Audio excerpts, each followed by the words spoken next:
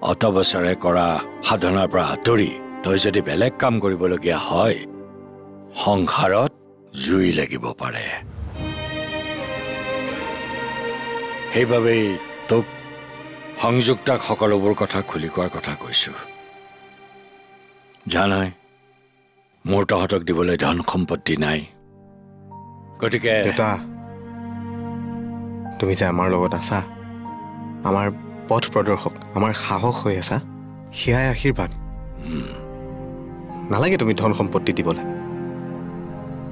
তুমি যে মোৰ মনৰ কথা বুজি মোক মই ভাল পোৱা কামটো কৰিবলৈ পাৰ্মিশ্যন দিছা কেতিয়াও বাধা দিয়া নাই সেয়া কম কথা নেকি কাৰণ বহুতো মাক দেউতাকে